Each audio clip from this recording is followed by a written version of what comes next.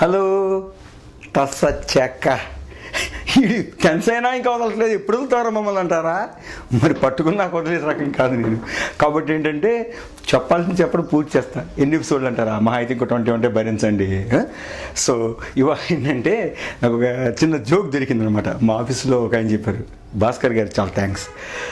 ఏంటంటే ఒక ముసలాయన అయిపోతున్నాన్న ధోరణిలో ఒకతను ఏం చేశాడంటే, నేను ముసలి అయిపోతున్నానని చెప్పి ఒకసారి జిమ్ సెంటర్కి వెళ్ళాడు. వ్యాయామశాల దగ్గరికి వెళ్ళి, మంచి జిమ్ సెంటర్ దగ్గర ఇక్కడికి వెళ్ళి నిర్వాహకులను అడిగారు, సార్ నేను ముసలాయన అయిపోతున్న ఒక భావన నాకు కలుగుతుంది. సో నా మిస్సెస్ని నేను ఇంప్రెస్ చేయాలి అంటే, బాగా ఆమెను చూసి సంతోషపడాలి, మురిసిపోవాలంటే కనుక ఇక్కడున్న వాటిలో ఏ మిషన్ని వెంటనే నేను వాడితే అలా తయారవుతుంది చెప్పండి అన్నారు. అండ్ జిమ్ సెంటర్ నిర్వాహకుడు ఏమన్నారంటే, ఈ రూమ్లో కాదండి, బయట ఏటీఎం మిషన్ ఉంటుంది, అక్కడికి వెళ్ళండి, బాగా ఇంప్రెస్ అవుతుందని చెప్పారు. బాగాలేదు జోకు. ఓకే, ఏదైనా సరే ఏంటంటే మనం ఇవాళ కొత్త సబ్జెక్టులోకి ఎంటర్ కాబోతున్నాం కాబట్టి సరదాగా నవ్వించడం కోసం చెప్పాను. ఈ వాయిస్ అనేటువంటిది మనం నేర్చుకునే ముందు ఏంటంటే మీకు ఒక చిన్న సోది చెబుతా. ఏంటంటే మనం చాలాసార్లు భయపడుతున్నాం ఇంగ్లీష్ కోసం. అరే నాకు రావటం లేదు, ఒక ఇంటర్వ్యూ ఉంది, లేదా నేను ఒక చోట రిసెప్షన్స్కి లేకపోతే డీన్గా ఉన్నాను ఒక చోట, చాలామంది వరీ అవుతున్నారు. లేకపోతే ఇంటర్వ్యూకి ఫేస్ చేస్తే ఇప్పుడు నాకు ఇంగ్లీష్ రావటం లేదు, లేదా క్యాంపస్ సెలక్షన్స్ అప్పుడు ఇంగ్లీష్ మాట్లాడలేకపోతున్నాను, ఇన్ని భయాలు బాధలు ఉన్నాయి కదా. ఒక్క చిన్న నిజం చెప్తా చూడండి, సైకలాజికల్గా అది నిజం. ఏంటంటే చిన్నప్పుడు నేను కూడా ఏం చేసేవాడినంటే, ఒక 7-8 మంది చిన్నపిల్లలు, అంటే 7వ క్లాస్ 6వ క్లాస్ చదివే రోజుల్లో చిన్నపిల్లలందరం కలిసి ఏం చేసామంటే, మా ఇంటికి వెళ్ళే దారిలో ఏమైందంటే ఒక కాలువ, ఆ రోజుల్లో డ్రైనేజ్ సిస్టమ్ లేదుగా, కాలువ ఉండేదన్నమాట. ఆ కాలువకి యువతల నేను కనుక ఒక సన్నటి నాపరాయి ఉండేది అవతలకి వెళ్ళడం కోసం. సన్నటిది అనమాట, పొడుగాటి నాపరాయి. బట్ అది సిమెంటింగ్ చేసిందేలే, ప్రమాదం ఏమి ఉండదు. కానీ నాకు హైట్ ఫోబియా, అంటే ఒక్కొక్కరు ఒక ఫోబియా ఉంటుంది. ఒకళ్ళ ఫైర్ ఫోబియా ఉంటుంది, ఒకళ్ళ బ్లడ్ ఫోబియా ఉంటుంది. ఫోబియా అంటే ఇలా భయం, బ్లడ్ చూస్తే ఒకటి కలిదిరి పడిపోతాడు, ఒకడేమో ఈ ఫైర్ చూస్తే భయపడిపోతాడు. కొన్ని నీళ్లు, వాటర్ ఫోబియా ఉంటుంది, వాడు బ్రిడ్జి మించి వెళ్ళిన లేదా సముద్రం దగ్గరికి వెళ్ళిన కలిదిరిపోతాడికి. నాకంటే హైట్ ఫోబియా అనమాట. సో ఆ హైట్ ఫోబియా వల్ల ఏంటంటే, ఈ కాలం అవతలకి వెళ్ళడానికి ఎప్పుడు కూడా రోజు అక్కడి దాకా రావడం, మా ఫ్రెండ్స్ అందరూ చక్కగా వెళ్ళాలి. మా ఇల్లు ఏంటి, ఈ కాలం దాటంగా ఎదురుగుండా రోడ్లోకి వెళ్తే మా ఇల్లు వచ్చేస్తుంది. నేను అలా కాకుండా ఈశ్వరుని రోజు వెళ్తూ రావటం, వాళ్ళందరూ చక్కగా టకటక వెళ్ళిపోయేవాళ్ళు అవతలకి. నేను వెళ్దామని అక్కడ దాకా కాలేయడం, వెనక్కి వచ్చాను, కాలేయడం, కళ్ళు తిరిగి వెనక్కి వచ్చాను. కానీ కాలం లోతు అనమాట. సో పడను, మామూలుగా కొంచెం వెడల్పు ఉంటుంది, కానీ ఆ భయం, అటు ఇటు అడ్జస్ట్ లేవు అన్న, పట్టుకోవడానికి రైలింగ్స్ ఏమి ఉండవు, జస్ట్ నాపరా అంతే. ఆ భయంతో రోజు ఏం చేసేవాడిని, నేను చివరిదాకా వెళ్ళి 1 కిలోమీటరు అక్కడ ఉంటే దిగి మళ్ళీ 1 కిలోమీటర్ ఇక్కడికి వచ్చి అక్కడి నుంచి ఇంటికి వెళ్ళాను. ఈ లోపల వాళ్ళు ఇంటికి వెళ్ళి స్నానాలు పడిపోయేవి. అలా రోజు వెళ్తున్నప్పుడు నాకు కొంచెం ఏడుపు వచ్చేది. అరే అందరూ వెళ్ళిపోతున్నారు, నేను ఒక్కడిని వెళ్ళలేకపోతున్నాను ఏంటి. క్లాసులో నేను చాలా తెలుగులో ఉన్న పేరు, బాగా చదువుతాడని, ఎందుకు పనికిరాడని ఒకని అంటున్నారు, కానీ వాడు చక్కగా ఇంటికి వెళ్తుంటే అని చూసి నాకు అసూయ చేసేది. అలాగే ఒక అమ్మాయి ఎప్పుడు ముక్కు చీదుకుంటా కూర్చుని, అబ్బాయి 50 అమ్మాయి అనేవాళ్ళు, ఆ అమ్మాయి కూడా వెళ్ళిపోయేది. అందరూ వెళ్ళిపోతుంటే నేను ఒక్కడిని ఏంట్రా బాబు వెళ్ళలేకపోతున్నా, చాలా బాధపడ్డా. ఎన్నాళ్ళు ట్రై చేశానంటే, ఎవరు లేనప్పుడు కూడా ఒక్కడిని చాలా ట్రై చేసేవాడిని, అమ్మో అని వెనక్కి వెళ్ళిపోయేవాడిని. ఓ ఫ్రెండ్స్ ఇద్దరు పట్టుకొని రారా అయితే నేను కిందపడిపోయేవాడిని వెళ్ళకుండా. ఒకరోజు ఏమైందంటే, నా మనసులో ఒకే ఒక కోరిక ఏంట్రా అంటే, ఎప్పటికైనా ఆ కాలువ దాటగలగాలి, ఆ నాప్రాయమించని. ఒకరోజు ఏం చేశానంటే, అలాగే అనుకుంటూ సాయంత్రం ఫ్రెండ్స్ వచ్చిన తర్వాత వీళ్ళందరూ వెళ్ళిపోయారు.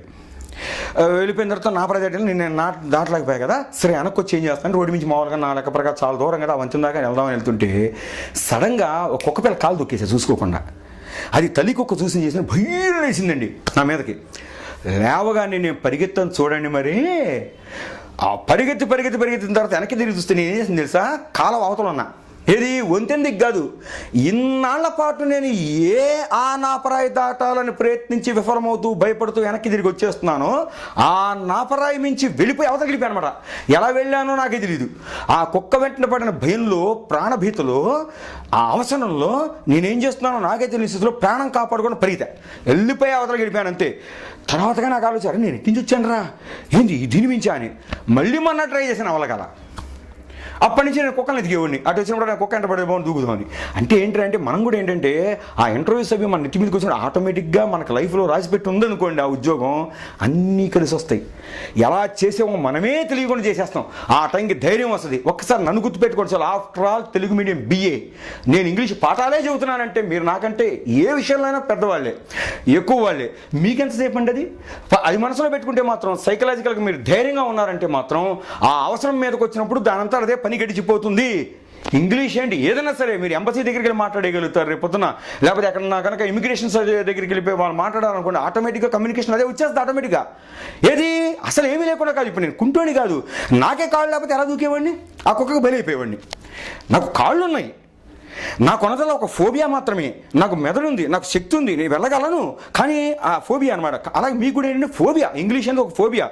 అది కనుక పోగొట్టుకున్నాను అనుకోండి, అవసరం తరుముకొచ్చింది అనుకోండి, మీలో టాలెంట్ ఉంది, నేర్చుకోగల గ్రాస్పింగ్ ఉంది, ఇవన్నీ ఉన్నప్పుడు ఏంటంటే మీకు ఇంకా ఆ ఒక ఫోబియా అనేది ఉంది. కాబట్టి సైకలాజికల్ నేను మాట్లాడలేను, నేను తక్కువ, నాకు ఇంగ్లీష్ రాదు, ఆయన కూడా మాట్లాడగలడు, ఈయన కూడా చెప్పగలడు, నేను సమాధానం చెప్పలేకపోతాను, ఉనికిపోతున్నా అనుకుంటే తప్ప ఆ అవసరం వచ్చినప్పుడు మీరు చచ్చినట్లు మాట్లాడాల్సి వచ్చిందంటే మాట్లాడతారు అంతే. రేపు ఉద్యోగం కోసం, జీవన వృత్తి కోసం ఆటోమేటిక్గా మాట్లాడేస్తారు. ఏది ఇవన్నీ నేర్చుకుంటే. So coming to the lesson. Voice అంటే మనం మామూలు భాషకి గ్రామర్ భాషకి ఎప్పుడు తేడా ఉంటుంది. మనం చెప్పుకున్నాం సింపుల్ అంటే సులభం అనుకున్నాం, కానీ గ్రామర్ భాషలో సింపుల్ అనేటప్పటికీ సింగిల్ అని వచ్చేసింది, అవునా కదా? అలాగే ఇక్కడ కూడా ఏంటంటే వాయిస్ అంటే మనం మామూలు భాషలో గొంతు నుంచి వచ్చేటువంటి ధ్వని. నాయిస్ అంటే మామూలుగా ఏ శబ్దం అయినా సరే నాయిజే. ఫ్యాన్ తిరిగినా, ఏసీ పని చేసినా, బస్సు వెళ్ళినా, హార్న్ కొట్టినా, కుక్క మురిగినా, అవన్నీ కూడా నాయిస్ అని అంటాం. వాయిస్ అంటే గొంతులోంచి వచ్చేటువంటి ధ్వనిని మనం ఏమంటాం వాయిస్ అంటాం కదా. కానీ గ్రామర్ పరిభాషలో మాత్రం వాయిస్ అంటే ధ్వని, గొంతు కాదు. వాయిస్ అంటే ఏంట్రా అంటే ఒక పని జరగడము. Please note this your honour, ఒక పని జరగడము.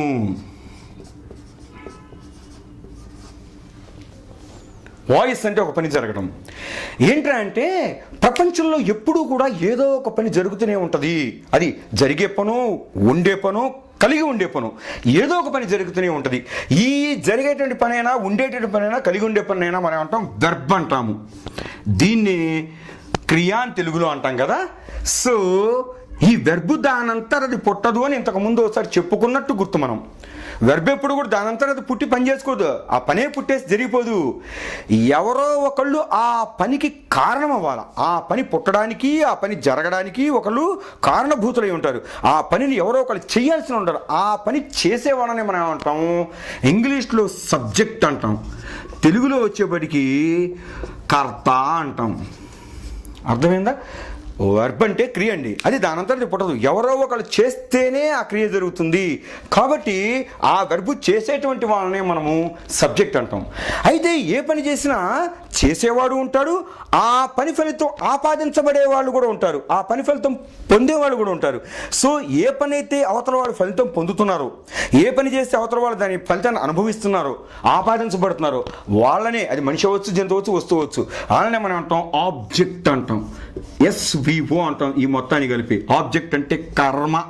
ఇది ఇంతకుముందు మీకు ఒకసారి చెప్పాను, మళ్ళీ సందర్భం కాబట్టి చెప్తున్నాను. కాబట్టి ఒక సెంటెన్స్ సబ్జెక్టు, వెర్బు, ఆబ్జెక్టు ఉంటాయి కదా. అంటే ప్రపంచంలో ఇప్పుడు ఒక పని పుట్టి జరుగుతుంటుంది, దానంతరం జరగదు. పనినే మనం వెర్బ్ అంటాం, క్రియని. ఆ వెర్బ్ని ఎవరో ఒకరు క్రియేట్ చేయాలి, ఎవరో ఒకరు దానికి రీజన్ అవ్వాలి, ఓకే, దాని జెనెటిక్ అవ్వాలి దానికి. సో ఈ వెర్బ్ని ఎవరైతే కనుక వాళ్ళు జనరేట్ చేస్తున్నారో వాళ్ళని మనం సబ్జెక్ట్ అంటాం, కర్త అంటాము. ఆ వెర్బ్ యొక్క రిజల్ట్ని అనుభవించే వాళ్ళని మనం ఏమంటాము కర్మ అన్నాం కదా. ఇప్పుడు వాయిస్ అనేది ఏంటంటే రెండు రకాలుగా ఉంటుంది, బాగా గుర్తుపెట్టుకోండి. Voice is of two types. Number 1 is active voice, active voice. Number 2 is passive voice.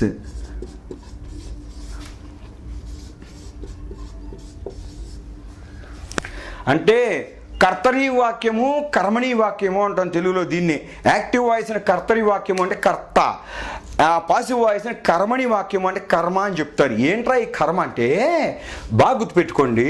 నేనేం చెప్పాను, వెర్బు, దాన్ని చేసే సబ్జెక్టు, దాని ఫలితాన్ని అనుభవించే ఆబ్జెక్టు ఉంటాయి కదా. మరి యాక్టివ్ వాయిస్ అంటే ఏంటి, పాసివ్ వాయిస్ అంటే ఏంటి, అసలు వాయిస్ అంటే ఏంటి? ఒక పని జరగటం.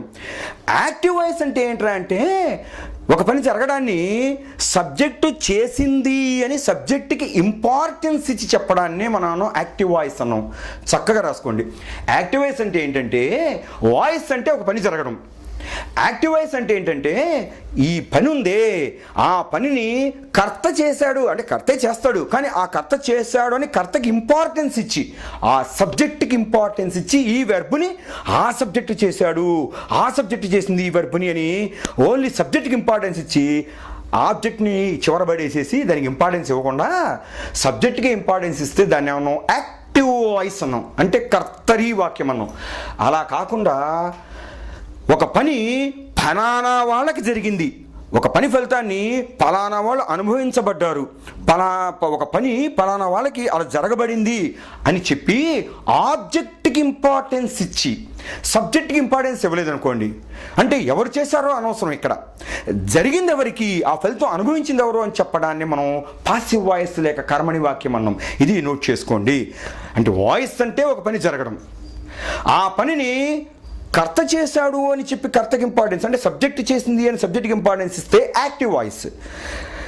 అదే పని మార్చలా, కర్త మారలా, కర్త అదే అంటే సబ్జెక్ట్ అదే, వెర్బ్ అదే, కానీ మన సబ్జెక్ట్ని మనం ఎక్స్పోజ్ చేయకుండా ఆ పని యొక్క ఫలితాన్ని పొందిన ఆ ఆబ్జెక్ట్ ఉంది, ఆబ్జెక్ట్కి ఇంపార్టెన్స్ ఇచ్చి అరే ఈ పని ఆబ్జెక్ట్కి జరిగిందండి అని ఆబ్జెక్ట్ గురించి హైలైట్ చేసి చెప్పామనుకోండి, సబ్జెక్ట్ని హైలైట్ చేయకుండా, దాన్ని మనం పాసివ్ వాయిస్ అంటాం. అంతకంటే ఏం లేదండి.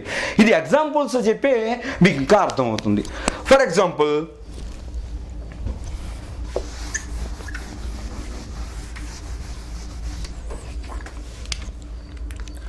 ఎగ్జాంపుల్ మనం ఏంటంటే, నేహా ఒక అమ్మాయి ఉంది, ఏట్ ఏ గోవా అని గోవా అని తిన్నాను మాకండి, గోవా ఊరు కానీ గోవా అంటే జాంపండి కదా. నేహా ఏట్ ఏ గోవా అన్నాం. ఓకే, ఇందులో ఫస్ట్ మనం ఏంటంటే కనిపెట్టాల్సినవి ఉన్నాయి. ఇది ఇక్కడి నుంచి మీరు ఇనీషియల్గా నేర్చుకుంటూ పోండి. ఓకే, మొట్టమొదటి మీకు నచ్చలేదని చెప్పి నీతి వాక్యాలు అవేగా నచ్చకపోతే ఓకే అది ఒమిట్ చేసేసి ముందుకెళ్ళే అవకాశం ఉంది. కానీ ఇంత చెప్తున్నా యూట్యూబ్ కాబట్టి, టీవీలో అయితే నేను చెప్పేవాడిని కాదు. ఇక్కడ ఏంటంటే నాకు మీకు అవకాశం ఉందని తెలుసు, ముందుకెళ్ళిపోతారు అక్కలేని దానికోసం అని. సో మీరు ఏది కావాలంటే అదే తీసుకోవచ్చు. ఇక్కడి నుంచి ఇనీషియల్గా మీరు నేర్చుకుంటే మాత్రం మీకు వాయిస్లో నెంబర్ 1గా చేసే బాధ్యత నాది. సో ఇక్కడ నేహా ఏట్ గోవా అనే దానిలో ఫస్ట్ ఏంటంటే వెర్బ్ని గుర్తుపడడం నేర్చుకోవాలి మనం ఎప్పుడు కూడా. ఏట్ అనేది వెర్బ్ ఇక్కడ, అంటే ఏ టెన్స్ చెప్పండి, పాస్ట్ టెన్స్. దీనిలో ఏముంది, డిడ్ ఉంది, did plus eat is equal to ate. Okay, తినడం అనే పని జరిగిందండి, రైట్. ఈ తినడం అనే పని ఎవరు చేశారు అంటే నేహా చేసింది అని నేహా అనేటువంటి సబ్జెక్టుకి ఇంపార్టెన్స్ ఇచ్చి దాన్ని ముందు పెట్టుకున్నాం. ఏంట్రా అంటే నేహా తిన్నది, సబ్జెక్ట్కి ఇంపార్టెన్స్ ఇచ్చాం. అక్కడ తిన్నది జామ పండ అంటే గోవానా, మ్యాంగోనా, చెర్రీనా, లిచీనా అని చెప్పట్లా. ఏం తిందో తర్వాత సంగతి, దానికి ఇంపార్టెన్స్ లేదు. అక్కడ తిన్నది ఎవర్రా ఇక్కడ అంటే నేహా అనే సబ్జెక్ట్కి ఇంపార్టెన్స్ ఇచ్చాం కాబట్టి దీన్నే యాక్టివ్ వాయిస్ అంటాం. అంటే యాక్టివ్ వాయిస్ అంటే సబ్జెక్ట్ ఒక పని చేసింది అని చెప్పడం అండి. ఓకే, మరి పాసివ్ వాయిస్ అంటే ఏంటంటే a guava was eaten by Neha. ఇక్కడ చూడండి, పాసివ్ వాయిస్ అంటే ఏంటి, కర్మణి వాక్యం అంటే ఎక్కడ కూడా జరిగింది తినడమే, తిన్నది నేహానే అంటే సబ్జెక్ట్ ఆవిడే, తినబడింది జామ పండే. ఇందాక చెప్పినట్టు ఇక్కడ తినడం అనే పని జరిగింది, ఆ తినడాన్ని చేసింది నేహా, దాని యొక్క ఫలితం అనిపించిందేమో ఏ గువా, ఇది ఆబ్జెక్టే. ఓకే, ఇప్పుడు కూడా చాలామంది అంటారు యాక్టివ్ వాయిస్కి పాసివ్ వాయిస్ తేడా ఏంట్రా అంటే, ఒక ఆయన అడిగా నేను, ఏంట్రా అంటే రాముడు రావణాసురుని చంపాను, ఇది ఏ వాక్యం రా అన్నారు తెలుగులోని, రామ కిల్డ్ రావణ. సో ఇది యాక్టివ్ వాయిస్ అని చెప్పాడు. వెరీ గుడ్, కిల్డ్ అనేమో చంపడం రామ. మరి దీనే పాసివ్ వాయిస్ చెప్పరా అంటే రావణ కిల్డ్ రామ అన్నాడు. రామ రామ ఆ మహానుభావుడికి ఏం చెప్పాలి అంటే ఏంటి, రావణాసురుడు రాముడు చంపాడు చెప్తే అలా. అక్కడ యాక్టివ్ వాయిస్ పాసివ్ వాయిస్ అంటే అర్థం మారదు కనుకనే వీటిని ఏమంటాం ట్రాన్స్ఫార్మేషన్ ఆఫ్ సెంటెన్స్ అంటారు. చేంజ్ ఇంటూ అని క్వశ్చన్ పేపర్ ఇస్తున్నారు, తప్పది. చేంజ్ చేయమంటే మార్చమని అర్థం. క్వశ్చన్ పేపర్లో చాలా change the sentence into passive voice అని, change the sentence active voice అంటారు. చేంజ్ అనకూడదు, ట్రాన్స్ఫార్మ్ ద సెంటెన్స్ అంటాం. అంటే సెంటెన్స్ యొక్క భావస్వరూపార్థాలు మారవు, దాని యొక్క చెప్పే విధానమే మారుతుంది. ఒరే ముక్కు ఎదురా అంటే ఇలా చూపించాలా, ఓకే, లేదంటే కనుక ఇటు నుంచి కూడా ముక్కునే చూపించాలి తప్ప, ఒరే ఇటు నుంచి అయితే ముక్కు ఎదురా అంటే ఇది చూపించి, ఇటు నుంచి అయితే ముక్కు ఎదురా అంటే ఇది చూపిస్తామా, కాదు కదా. ఇటు నుంచి చూపించినా ముక్కు ఇక్కడే ఉంటుంది. అలాగే ఇక్కడ సబ్జెక్ట్ యాక్టివ్ వాయిస్ చెప్పినా పాసివ్ వాయిస్ చెప్పినప్పటికీ అక్కడ ఉండే పని అదే, చేసే సబ్జెక్టు అదే, పొందే ఆబ్జెక్టు అదే, కాకపోతే చెప్పే విధానం తిప్పి తిప్పి చెబుతాం అంతేనండి. ఏంట్రా అంటే జరిగిన పని చంపడం అండి, చేసింది ఎవరు రాముడే, దాని ఫలితం అనుభవించిన ఎవరు? రావణుడే. కాబట్టి యాక్టివేషన్ ఏంటో రాముడు రావణాసురుని చంపిన అంటాం కదా, రాముడికి ఇంపార్టెన్స్ ఇచ్చాం. ఎవర్రా చంపింది? రాముడు. సో యాక్టివైస్ కర్తరి వాక్యం. ఇప్పుడు దీన్ని పాసివ్లో చెప్పాలా, కర్మణిలో అంటే ఏం చెప్తాం? రావణాసురుడు రాముని చేత చంపబడ్డాడు అని చెప్పాలంటే ఇక్కడ కూడా చనిపోయింది రావణాసురుడే, చంపింది రాముడే, జరిగిన పని చంపడమే. కానీ తిరగేసి చెప్పాం ఏంట్రా అంటే రాముడు రావణాసురుని చంపెను. పాసివాయిస్ చెప్పరా, రావణాసురుడు రాముడి చేత చంపబడిన నిజ చెప్పాలా. అంతే తప్ప చాలామంది చేశారు రాముడు రావణాసురుని చంపెను, పాసివాయిస్ రావణాసురుడు రాముడిని చంపెను. అలాగే ఇక్కడ కూడా నేహా ఏటే గువ అంటే నేహ జామ పండుని తిన్నది. అరే దీన్ని పాసివ్ వాయిస్ చెప్పరా అనడంగానే జామ పండు నేహాన్ని తింది. జామ పండు నేహాన్ని ఎక్కడ తింటది అంటే అవునండి పాసివ్ ఏం చెప్పాను, సబ్జెక్ట్ ఆబ్జెక్ట్ మార్చేసా కానీ మార్చడం కాదు మహానుభావులారా ఇక్కడ అని చెప్తున్నాను నేను. ఏంట్రా అంటే ఇక్కడ నేహా ఎట్టే గోవా అని ఉందనుకోండి, ఇక్కడ ఏంట్రా అంటే జరిగిన పని ఎట్టి తినడం, చేసిందేమో నేహ, ఆ పని యొక్క ఫలితం పొందింది ఎవరా అంటే ఏ గోవా. ఇప్పుడు దీన్ని పాసివైజ్ చేయడం అంటే అర్థం ఏంట్రా అంటే ఇక్కడ కూడా అదే పని జరిగింది, ఆవిడే చేసింది, ఫలితం అనిపించింది ఆ గోవానే. కాకపోతే ఏం చెప్తున్నాం, యాక్టివైజ్ నేహా తిన్నది అని సబ్జెక్ట్కి ఇంపార్టెన్స్ ఇచ్చి సబ్జెక్ట్ ముందు పెట్టి చెప్తున్నాం. ఇదే పాసివ్ వాయిస్ అంటే సబ్జెక్ట్ ఎవరు తింటే నాకేంటయ్యా, నేహ తిందో స్నేహ తిందో బాలాజీ తిన్నాడో లేకపోతే ప్రొడ్యూసర్ గారు తినేశారు, తిన్నది ఎవరని కాదు. ఇక్కడ తినబడింది ఏంట్రా అంటే గువా తినబడింది అంటే జామ పండు తినబడింది అని చెప్పి జామ పండుగ ఇంపార్టెన్స్ ఇస్తున్నాం ఆ ఆబ్జెక్ట్కి. అంటే ఇంపార్టెన్స్లో తేడా తప్ప సెంటెన్స్ మీనింగ్లో తేడా రాదు. కాబట్టి ఇక్కడ ఏం చెప్తున్నాం మనం, a guava was eaten by Neha అంటే ఇక్కడ తినడమే జరిగింది. కాకపోతే ఇందాకేమన్నా ఎవరు తిన్నారా, నేహ తింది నేహ తింది నేహ తింది అని యాక్టివైజ్ చెప్పాం. ఇప్పుడేమంటున్నాం నేహ తిందని చెప్పట్లా, జామ పండు తినబడింది జామ పండు తినబడింది, జామ పండుగ ఇంపార్టెన్స్ ఇచ్చాం, ఆ ఆబ్జెక్ట్కి ఇంపార్టెన్స్ ఇచ్చి దాని ముందు పెట్టుకున్నాం a guava was eaten.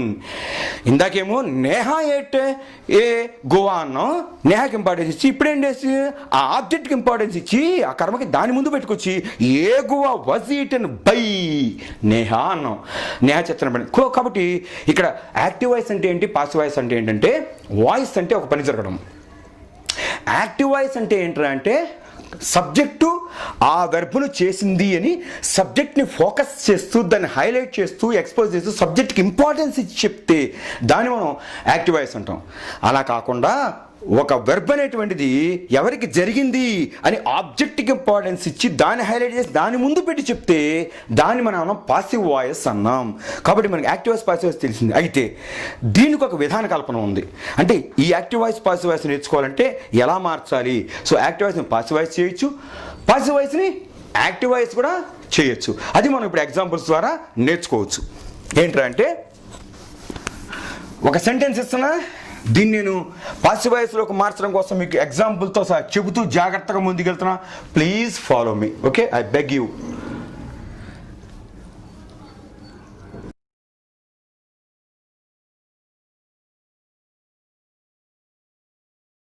Karim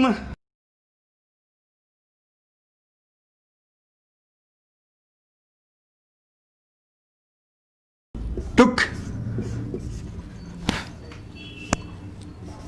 my book అని ఇచ్చామండి. జాగ్రత్తగా చూడండి. యాక్టివ్ వాయిస్ని పాసివ్ వాయిస్ చేయాలంటే ఫస్ట్ మనం ఫండమెంటల్గా నేర్చుకోవాల్సింది అంటే ఇచ్చిన సెంటెన్స్లో ఇది యాక్టివ్ వాయిస్ సెంటెన్స్ ఇస్తే ఒకవేళ రేపు పాసివ్ వాయిస్ చెప్పేప్పుడు వేరే విషయం. యాక్టివ్ని పాసివ్ వాయిస్లోకి మార్చాలంటే మరొకసారి చెప్తున్నాను, యాక్టివ్ వాయిస్ని పాసివ్ వాయిస్లోకి మార్చాలంటే ఫస్ట్ మనం గుర్తుపట్టాల్సింది ఏంటంటే ఒక సెంటెన్స్లో SVO ఈ మూడింటిని గుర్తుపెట్టుకోండి. ఎస్ అంటే సబ్జెక్ట్, వి అంటే వర్బ్, ఓ అంటే ఆబ్జెక్ట్. అంటే వర్బ్ అనేటువంటిది ఒక త్రాసులో మధ్య సూచికలాగా ఎలా అయితే ఉంటుందో అలా ఉంటుంది. సబ్జెక్ట్ ఇటువైపు పళ్ళెం, ఆబ్జెక్ట్ ఇటువైపు పళ్ళెం. ఇది మనం చూడాలి. SVO అనేది మనం గుర్తుపట్టగలిగితే సెంటెన్స్లో పాసివ్ వాయిస్ చేయడం చాలా తేలిక. సో ఫస్ట్ ఏం చేస్తారు ఇక్కడ అంటే SVO అని గుర్తుపట్టాలంటే ఇదేం పెద్ద రాకెట్ సైన్స్ కాదు. మన దేవుని ప్రార్థించి నరబల్లు ఇచ్చి ఏం చేయగలదబ్బా, చక్కగా ఏం చేస్తారు కూల్ మైండ్తో. నేను చెప్పేది వినండి. ఇక్కడ కరీం టుక్ మై బుక్ అని టుక్ అనేటువంటిది వెర్బ్ గుర్తుపెట్టేసాం. ఫస్ట్ క్లాసులో సూచికను గుర్తుపెడితే పళ్ళాలే ఉంది. ఇంకా ఇప్పుడు ఈ టుక్ అంటే తీసుకొని దీన్ని చేసింది ఎవర్రా అంటే కరీం అనేటువంటి సబ్జెక్ట్ చేసింది. కాబట్టి ఇక్కడ కరీంకి ఇంపార్టెన్స్ సబ్జెక్ట్ ఇక్కడ ఉంది. దేన్ని ఆయన చేసింది, దాని ఫలితం అనిపించింది, తీసుకోవడం అనే పని యొక్క ఫలితాన్ని అనుభవించింది ఎవరు, దేన్ని తీసుకున్నాడు ఆయన అంటే మై బుక్. ఇదేమో ఆబ్జెక్ట్ అయింది. సో ఎస్విఓ గుర్తుపట్టాలి. సెంటెన్స్ అంత పొడుగన్నా ఉండండి, మీరు కంగారు పడద్దు. యాక్టివ్ వాయిస్ పాసివ్ వాయిస్ చెప్పా, ఎగ్జామినేషన్ పాయింట్ ఆఫ్ వ్యూ అంతా వేరేగా ఉంటుంది, మనం చెప్పే పాఠం మామూలుగా ఉంటుంది. టీచర్ సంవత్సరం అంతా పాఠాలు చెప్తాడు, మరి మనకి 70% 60% ఎందుకు వస్తున్నాయి? ఆయన ప్రయత్నం లోపం అని కాదు. అక్కడ విషయం ఏంటంటే వీళ్ళు చెప్పే విధానం పాఠం ఒకలా ఉంటుంది, క్వశ్చన్ పేపర్లో ఏం చేస్తాడు, తరచి కన్ఫ్యూజ్ చేసిస్తాడు. వీడు అంత కూలంకషంగా నేర్చుకున్నాడా లేదా, దానికి తగ్గట్టు కంప్లీట్ అవ్వాలి మనం. అలాగే ఇక్కడ కూడా ఏంటంటే రేపు కాంపిటీషన్ ఎగ్జామ్స్లో మీరు సక్సెస్ అవ్వాలంటే ఏంట్రా అంటే మీరు కూలంకషంగా పట్టేసుకోవాలి ప్రతిదీ. అలా పట్టుకోవాలంటే నేను చెప్పింది ఫాలో అయితే చాలంటున్నా. కరీం టుక్ మై బుక్లో ఫస్ట్ మీరు ఏం చేస్తారంటే సెంటెన్స్లో ఎంత పొడుగునే ఇవ్వనండి, ఫస్ట్ సబ్జెక్ట్ ఏముంది, ఫస్ట్ వెర్బ్ ఏముంది, ఫస్ట్ ఆబ్జెక్ట్ ఏముంది గుర్తుపట్టండి. SVO subject verb object. మిగతా సెంటెన్స్ని మర్చిపోండి. ఏది యాక్టివ్ వాయిస్ పాసివ్ వాయిస్ చెప్తున్నా. ఈ చాప్టర్లో సెంటెన్స్ ఒక పారాగ్రాఫ్ ఇచ్చేసేయండి, ఒక పేజీ ఇవ్వనండి. పాసివ్ వాయిస్కి మార్చండి రా బాబు అంటే మీరు చేయాల్సింది ఏంటంటే first SVO subject verb object. First సబ్జెక్ట్ని ఇంకెన్ని సబ్జెక్టులు ఉన్నాయి, ఫస్ట్ ఆబ్జెక్ట్ని ఫస్ట్ వెర్బ్ని. ఇందులో వెర్బ్ను గుర్తుపడితే ఇంక సబ్జెక్ట్ ఆబ్జెక్ట్ ఈజీ. మీకు కావాలంటే ముందు సబ్జెక్ట్ని గుర్తుపట్టచ్చు, కానీ అంతకన్నా మంచి ప్రాక్టీస్ ఏంట్రా అంటే సబ్జెక్ట్నే గుర్తుపట్టదు. ఒకసారి హౌ అని వై అని అలా వస్తుంటాయి కూడా. కాబట్టి సబ్జెక్ట్ని ముందు తీసుకొని వెర్బ్ ఎక్కడ ఉందో చూసుకోండి. వెర్బ్ను గుర్తుపట్టారనుకోండి, ఆ వెర్బ్ యాక్టివ్ వాయిస్లోనే ఇచ్చేది. పాసివ్ వాయిస్ ఏమనంటే అర్థం ఏంటి, యాక్టివ్ వాయిస్కి ఇచ్చేది ఆ వెర్బ్కు ముందు సబ్జెక్ట్ ఉంటుంది, తర్వాత ఆబ్జెక్ట్ ఉంటుంది. ఓకే, డౌట్స్ ఏం పడకండి, నేను చెప్తా, క్లియర్ చేస్తాను. మీరు ఏం డౌట్ పడద్దు, ప్లీజ్ వినండి. నేను ఇప్పుడు చెప్తున్నా కదా, ఇదంతా వినండి. మీ డౌట్స్ ఏంటో నాకు అర్థమైంది. ఏమండి ఒకసారి మరి వెర్బ్ ముందు వస్తుంది కదా అదేంటంటే ఇవన్నీ కాదు, ముందు ఇప్పుడు మామూలుగా నేర్చుకుందాం, నెమ్మదిగా మనం తీసుకెళ్తాం. ఫస్ట్ మనం ఏం చెప్తున్నాం అంటే యాక్టివ్ వాయిస్ పాసివ్ వాయిస్ మార్చాలంటే ముందు ఇచ్చిన సెంటెన్స్లో సబ్జెక్టు వెర్బు ఆబ్జెక్ట్ని గుర్తుపట్టండి. వెర్బ్ని ముందు గుర్తుపడితే చాలా ఈజీ, తర్వాత దాన్ని సబ్జెక్టు ఆబ్జెక్ట్ని ఈజీగా గుర్తుపట్టచ్చు. సో ఇదిగో వెర్బ్, దీన్ని చేసింది ఎవరంటే కరీం అనే సబ్జెక్టు, దీని యొక్క ఫలితం అనుభవించిన ఎవరంటే అంటే దాని ఫలితం ఆపాదించబడింది ఎవరికంటే ఆ పని ఎవరికి జరిగిందంటే మై బుక్ అనే ఆబ్జెక్టు.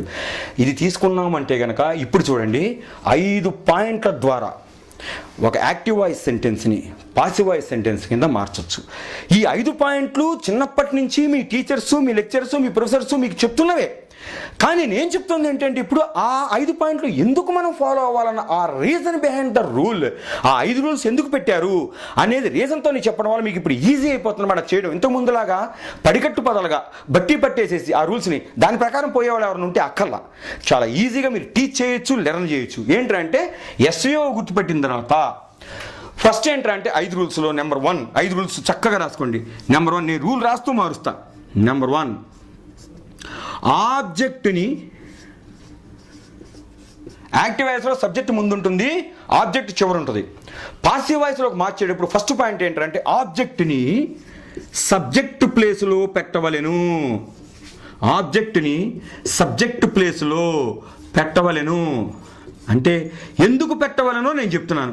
ఉత్తినే అది ఇంతకుముందు నేర్చుకుని ఉంటారు, బట్టి పట్టేసి ఉంటారు. ఎన్ని ఎగ్జామ్స్ రాయాలా మీరు, ఇవాళ కొత్తగా నేర్చుకుంటున్నారా? కానీ ఇవాళ కొత్తగా నేర్చుకునే విషయం ఒకటి ఉంది ఇక్కడ. ఎందుకని ఆబ్జెక్ట్ని సబ్జెక్ట్ ప్లేస్లో పెట్టాలి? ఎందుకంటే అందులో ఉందా గ్రామర్ బుక్లో, ఎందుకంటే పాఠాలు ఉందా అలా కాదు, దబాయించడం కాదు, కనిపెట్టగలగాల. ఏంట్రా అంటే మనం ఏం చెప్పుకున్నాం, వాయిస్ అంటే ఒక పని జరగడం, యాక్టివ్ వాయిస్ అంటే ఏంటి, సబ్జెక్టు ఒక పని చేసిందని చెబుతున్నాం, సబ్జెక్ట్కి ఇంపార్టెన్స్ ఇస్తున్నామండి అన్నాం. మరి పాసివ్ వాయిస్ అంటే ఏం చెప్తున్నాం, ఇక్కడ ఆబ్జెక్ట్కి ఇంపార్టెన్స్ ఇస్తున్నాం, సబ్జెక్ట్కి ఇంపార్టెన్స్ లేదు. కాబట్టి ఎవరికి ఇంపార్టెన్స్ ఇస్తే వాళ్ళని ముందు చూడాలిగా మనం. కాబట్టి ఇక్కడ ఇందాక యాక్టివ్ వాయిస్లో, కాబట్టి యాక్టివ్ వాయిస్ అంటే కర్తరి వాక్యం అంటే సబ్జెక్ట్కి ఇంపార్టెన్స్ ఇవ్వాలి, కాబట్టి సబ్జెక్ట్ ముందుంది. మరి ఇప్పుడే ఉన్నాం పాసివ్ వాయిస్కి మార్చమన్నా అంటే అరే బాబు ఆబ్జెక్ట్కి ఇంపార్టెన్స్ ఇవ్వరా అని అడుగుతున్నాడు అనమాట. అంటే ఒక పని కర్త చేశాడని చెప్పకు, అది నేనే చెప్తున్నా, కర్మకి జరిగిందని చెప్పు. అంటే సబ్జెక్ట్ ఒక వెర్బ్ చేసిందని నేను ఇచ్చా, నువ్వు ఆబ్జెక్ట్కి అదే పని జరిగిందని చెప్పు అని అడుగుతున్నాడు. కాబట్టి ఇప్పుడు ఏం చేయాలి, మనం ఆబ్జెక్ట్కి ఇంపార్టెన్స్ ఇచ్చి దాన్ని ముందు పెట్టుకోవాలి. అందుకని ఆ రూల్ రావాలి. ఇది మీరు నేర్చుకున్నాను అనుకో, నేను చెప్పక్కల్లా మీరే పెట్టేస్తారు, ఆడ మీరు మై బుక్ అని ముందు రాసేసుకుంటారు, my book. So first rule ఏంటంటే ఆబ్జెక్ట్ని ఫస్ట్ ఎస్విఓ గుర్తుపట్టాలి. సెంటెన్స్ ఎంత పొడుగున్నా సరే ఫస్ట్ సబ్జెక్ట్ని, ఫస్ట్ వెర్బ్ని, ఫస్ట్ ఆబ్జెక్ట్ని గుర్తుపెట్టేసుకోండి. అందులో మీరు ఏం చేస్తారంటే ఫస్ట్ ఆబ్జెక్ట్ని సబ్జెక్ట్ ప్లేస్లో పెట్టుకోవాలి, ఒకటో రూల్. నెంబర్ 2 బాగా గుర్తుపెట్టుకోండి, ఇచ్చిన సెంటెన్స్లో ఇది రెండో రూల్ గురించి చెప్పట్లా, మీరు బ్రాకెట్లో రాసుకోండి, రూల్ 2 కాదు ఇది. ఇచ్చిన సెంటెన్స్లో ఆక్సిలరీ వెర్బ్ ఉంటే అంటే am, is, are, shall, will, can, could, may, might, shall, should, will, would, ఇలాంటి ఆక్సిలరీ వెర్బ్స్ ఏమన్నా ఇస్తే దాన్ని దింపేసుకోండి. ఇస్తే అంటున్నా, అందుకే నేను ఇక్కడ రూల్గా చెప్పట్లా. అంటే ప్రతి సెంటెన్స్లో ఆక్సిలరీ వర్బ్స్ ఉంటాయి అని చెప్పట్లా, ఇక్కడ లేదు. ఒకవేళ ఇస్తే మీరు కన్ఫ్యూజ్ కాకండి, దింపేసుకోమన్నా. ఆక్సిలరీ వర్బ్స్ అంటే ఏంటి? యామ్, ఈజ్, ఆర్, ఏమన్నా షల్, విల్లు అలాంటి, హ్యావ్, హ్యాజ్ అలాంటి ఏవి ఇచ్చినా సరే అది దింపేసుకోండి, ఏం చేయదు, దింపేసుకోమన్నా. అచ్చ తెలుగులో ఏం డౌట్ పడద్దు. కానీ రెండో రూల్ కాదు అది, ఉత్తిన బ్రాకెట్లో రాసుకోండి. ఒకవేళ కనుక ఆబ్జెక్ట్ని సబ్జెక్ట్ ప్లేస్లో పెట్టాక నెక్స్ట్ ఏం చేయాలరా అంటే, వాడు ఆక్సిలరీ వర్బ్ ఒకవేళ సెంటెన్స్లో ఇస్తే యామ్, ఈజ్, ఆర్ లాంటివి కానీ షల్లు, విల్లు, వుడ్ అట్లాంటివి ఏమైనా ఇస్తే అది దింపేసుకుందాం ఉన్నదన్నట్టుగా. ఇక్కడేంటి? యామ్, ఈజ్, ఆర్ కానీ షల్, విల్లు కానీ కెన్, కుడ్ కానీ అట్లాంటి ఏ ఆక్సిలరీ వర్బ్ లేదు. చాలా ఈజీ. ఒకసారి మంచి వాళ్ళు కూడా ఈజీగా ఇస్తారు. రెండో రూల్ ఏంటంటే, ఇప్పుడు నోట్ చేసుకోండి. రెండో రూల్, ఇచ్చిన వెర్బు ఏ టెన్స్లో ఉంటే దాన్ని బీ ఫామ్ రాయాలి. ఇచ్చిన వెర్బు ఏ టెన్స్లో ఉంటే దాని బీ ఫామ్ రాయాలి. ఎందుకు రాయాలండి? దీనికి రీజన్ మీరు చెప్పగలరా? నేను చెప్పలేను, ఇప్పుడైతే చెప్పలేను. ఇప్పుడు ఓన్లీ రాసుకోమని మాత్రమే చెప్తాను. ఎందుకంటే థర్డ్ రూల్ పూర్తయ్యాక మీకు రెండో రూల్ అర్థం అవుతుంది.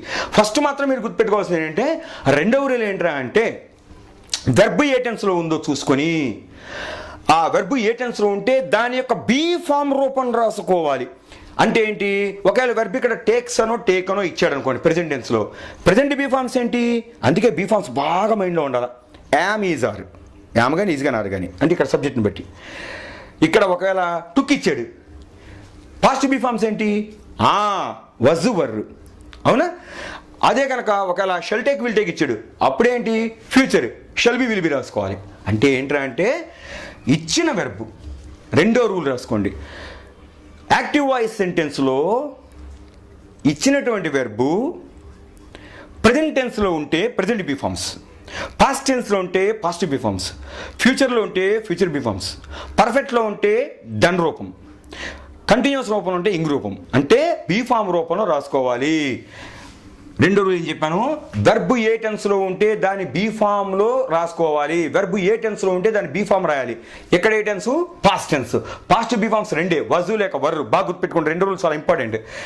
ఇక్కడ మనం రెండు రూల్ వజు లేక వర్రు అన్నాం కదా. ఇక్కడ మై బుక్ అనే సింగులరా ప్లూరలా? సింగులర్, కాబట్టి ఇక్కడ ఏమొస్తుంది? వజ్ వస్తుంది. సో ఒకటో రూల్ ఫాలో అయ్యాము, రెండో రూల్ ఫాలో అయ్యాము. మళ్ళీ చెప్తున్నా, ఫస్ట్ రూల్, అసలు యాక్టివ్ వాయిస్ పాసివ్ వాయిస్లో మార్చాలంటే ముందు ఇచ్చిన సెంటెన్స్ ఎంత పొడుగున్నా పారాగ్రాఫ్లుగా ఉన్నా సరే first subject, first verb, first ఆబ్జెక్ట్ని సెలెక్ట్ చేసుకోవాలి. SVO, subject, verb, object. Next ఇప్పుడు దాన్ని ట్రాన్స్ఫార్మేషన్ రూల్స్లోకి వెళ్తే, అంటే ట్రాన్స్ఫార్మ్ చేసేప్పుడు ఫస్ట్ ఏం చేయాలంటే కంగారు పడకుండా నవ్వుతా సరదాగా జోక్గా చేయండి అమ్మా. ఎక్కడ తప్పరా నేను చెప్తున్నాను. ఫస్ట్ ఆబ్జెక్ట్ని సబ్జెక్ట్ రూపంలో పెట్టుకోండి. మిగతా చివరన్న మ్యాటర్ అంతా పక్కన పెట్టేసేయండి, మర్చిపోమండి. మనం ఏదైతే ఆబ్జెక్ట్గా తీసుకున్నామో ఆ ఆబ్జెక్ట్ని సబ్జెక్ట్ ప్లేస్లో పెట్టుకోండి. ఎందుకని? యాక్టివ్ వాయిస్ కాబట్టి ఇక్కడ సబ్జెక్ట్కి ఇంపార్టెన్స్ ఉంటుంది. అదే పాసివ్ వాయిస్ అయితే కనుక ఆబ్జెక్ట్కి ఇంపార్టెన్స్ ఇస్తాం కాబట్టి అది ముందు పెట్టుకోవాలి. రెండు, వెర్బ్ ఏ టెన్స్లో ఉంటే దాని బీ ఫామ్ రాసుకోండి. ఇక్కడ టుక్ అనేది పాస్ట్ టెన్స్ కాబట్టి దాని ఫీమం వజ్ లేక వరు రాయాలి. ఇక్కడ మై బుక్ కాబట్టి వజ్ రాసాం. మూడోది, వెర్బు ఏ టెన్స్లో ఉన్నా దాని డన్ను రూపం మాత్రమే రాయాలి. గుర్తుపెట్టుకోండి, ఇచ్చిన వెర్బు ఏ టెన్స్లో ఉన్నా, రెండోది ఏమో బీ ఫామ్ రాయమనం. వెర్బు ఏ టెన్స్లో ఉంటే దాని బీ ఫామ్ రాయము. మూడోది, వెర్బు ఏ టెన్స్లో ఉన్నా దాని డన్ను రూపం మాత్రమే, వెర్బు ఏ టెన్స్లో ఉన్నా దాని డన్ రూపం మాత్రమే రాయాలి. డన్ అనగా బడు, ఇది చాలా ఇంపార్టెంట్. డన్ అనగా బడు. ఎందుకు ఈ రూల్ వచ్చింది అంటే, ఎప్పుడూ కూడా మనం ప్రజెంట్ టెన్స్లో తెలుగులో చెప్పినప్పటికీ ఏంటంటే వాడు బొమ్మ గీస్తాడు, వాడు అన్నం తింటాడు అని చెప్పాం. అదే పాస్ వాయిస్ అన్నం వాడి చేత తినబడింది, బొమ్మ వాడి చేత గీయబడింది, యాపిల్ పండు ఆమె చేత తినబడింది, ఆ ఐటమ్ అతని చేత కొనబడింది, అతను ఇతనితో దెబ్బలు తినబడ్డాడు, అతని చేతులు ఇతను చావబడ్డాడు. ఈ బడు బడు బడు బడు అని తెలుగులో చెప్తుంది సార్. బడ్డాడు బడ్డాడు అలా అనబట్టే ఇంగ్లీష్లో కూడా ఆ బడుని డన్గా పెట్టారు. కాబట్టి మూడు రోజులు ఏమైంది? వెర్బు ఏ టెన్స్లో ఉండని, ఇక్కడ టేక్ ఉండని. ఇప్పుడు మనం తెలుగు అంటున్నామే, వెళ్తాడు వెళ్ళబడు, వెళ్తూ ఉన్నాడు వెళ్ళబడు, వెళ్ళాడు వెళ్ళబడు, లేక తింటాడు తినబడు, తినేశాడు తినబడు, తింటూ ఉన్నాడు తినబడు, ఏది ఇచ్చినా తినబడని మారుస్తున్నాం కదా. అలాగే యాక్టివ్ పాసివ్ ఇంగ్లీష్లో మార్చేప్పుడు కూడా తెలుగులో ఎట్లయితే నేహ యాపిల్ పండు తింటుంది అంటే యాపిల్ పండు నేహ చేత తినబడింది అన్న బడి అనమాట అన్నం చూసారా. అదే ఇంగ్లీష్లో బడునే డన్ అంటాం కాబట్టి మూడో రూల్ ఏం పెట్టారంటే ఇంగ్లీష్లో వెర్బ్ ఏ టెన్స్లోనో ఉండని, అంటే ఇక్కడ టేక్ ఉండని టేకెన్ అనాలి, టేక్స్ ఉండని టేకెన్ అనాలి, టుక్ ఉన్నా టేకెని, టేకింగ్ ఉన్నా టేకెని, షల్ టేక్ ఉన్నా టేకెని, విల్ టేక్ ఉన్నా టేకెని. అంటే ఇక్కడ వెర్బు ఏ టెన్స్ అన్నా ఇవ్వనండి, ఏ రూపంలోనూ ఉండనండి, వెర్బు ఏ టెన్స్లో ఉన్నా దాని యొక్క డన్ రూపం మాత్రమే రాయాలి. సో ఇక్కడ టుక్ ఇచ్చాడు, టుక్ ఇచ్చినప్పుడు నేను టుక్ అని రాయకూడదు, ఇక ఏమని రాయాలి, టుక్కి డన్ ఫామ్ ఏంట్రా అంటే టుక్కు నుంచి డిడ్ తీయండి టేక్ అయిపోతుంది, దాన్ని కలిపితే టేకెన్. కాబట్టి ఇక్కడ ఏంటో మై బుక్ వాజ్ టేకెన్ అన్నాం. ఇది చాలా ఇంపార్టెంట్ రూల్. ఏంట్రా అంటే మనము తెలుగులో కూడా కర్తరి వాక్యాన్ని కర్మణిలోకి మార్చేప్పుడు డైరెక్ట్గా సబ్జెక్ట్ చేసిందని చెప్తే ఏమవుతుంది, నేను పాఠం చెబుతా, లేక నేను పాఠం చెబుతూ ఉన్నా, లేదు నేను పాఠం చెప్పేశా, ఇన్ని రకాలు చెప్పి యాక్టివ్ వాయిస్లో. ఇక్కడ నేను అనేది ఇంపార్టెన్స్ ఇచ్చా. ఇదే పాసివ్ వాయిస్ చెప్పనుకోండి, పాఠము నా చేత చెప్పబడింది, బడుతుంది, బడుతోంది అని బడు అని ఉపయోగిస్తున్నా. యాక్టివ్ వాయిస్ లాగా చేసేస్తున్నా అని చెప్పట్లా. పాసివ్ వాయిస్లో వచ్చేప్పటికి పాఠం నా చేత చెప్పబడింది, చెప్పబడుతోంది.